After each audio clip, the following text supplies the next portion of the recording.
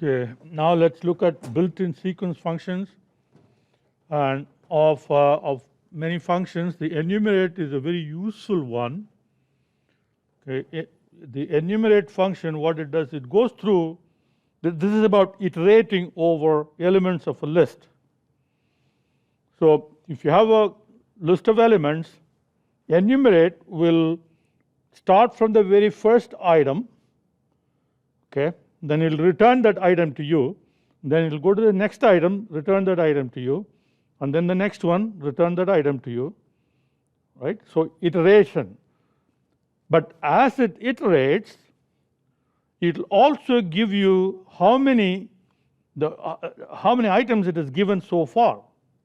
So it will give you two things. Enumerate, when iterating over a sequence, enumerate keeps track of the index of the current item. Okay? So, for example, let's say L1 equal to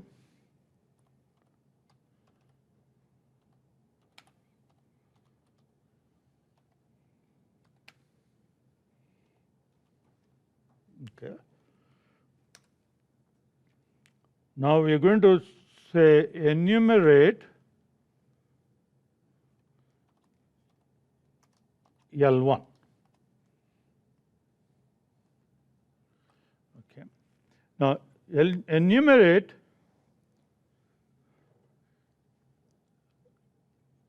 okay, so you need to have an iteration command. So you put a for in front. Okay. Now you have to give two variables for the enumerate, because it's going to throw out two values, the index value and the value of that particular index position. So first time around it will give you foo on the index position for foo, and second time around bar on the index value. So that's a numerical value. So two things, a numerical value which is the index, okay, and then the value in the list at that index. So we're going to say IV. So for IV, okay, and then you say in enumerate. So enumerate, okay, let's see whether just enumerate gives you anything.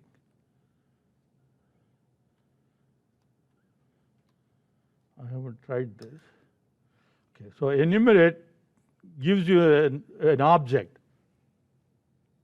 So it will have paths in that enumerate. Let's see whether we can do a list of enumerate and see whether it gives you anything. All right, so enumerate, this is what enumerate gives, okay? So it gives you the first item paired with the index. So 0 foo, 1 bar, and 2 bars. That's what enumerate does. So it creates another kind of a generator list. Okay? So we're going to iterate through these three pieces from enumerate, and that is the reason why we have for. Okay, let me leave that here.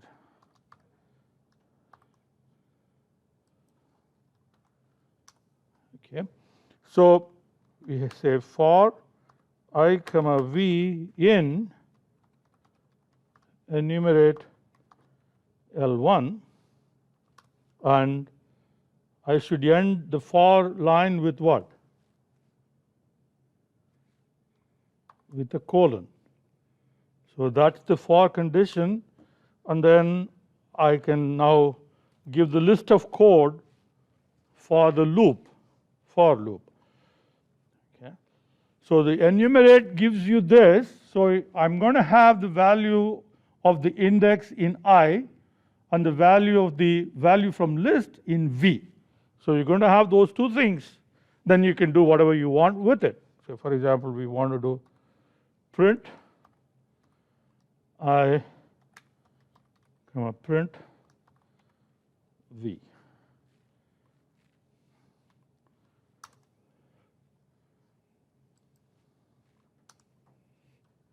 Okay, so it does that.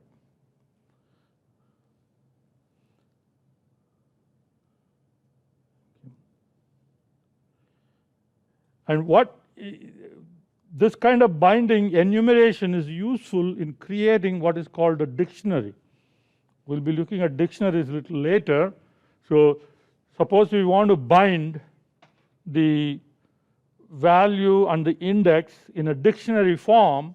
So instead of simply printing, what you can do is you iterate over the list with an enumerate, and then see you start with defining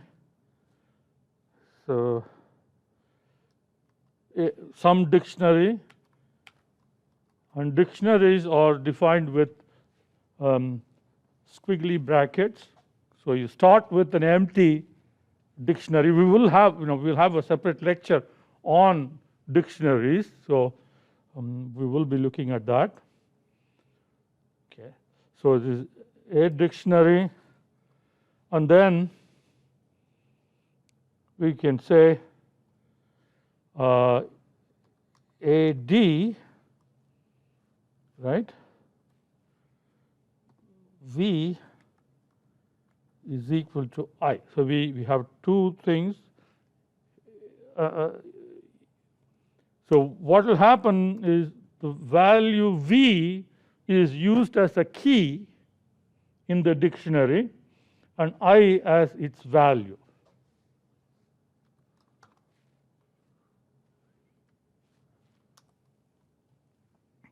So that's what you see here. The pairs are separated by colon. So the value that you see on the left side of the colon is the key for the dictionary, and the value that you see to the right of the colon is the value associated with that colon. Okay. So you can access these by providing the key. So if I say AD for bar, then it will give you what the value associated with that key is. Okay. But for now, what enumerate does is that's what is important here. What enumerate goes through the list and gives you pairs, the index value and the value occupied at that position in the list. That pair is given back to you, and you can use it in any way you want.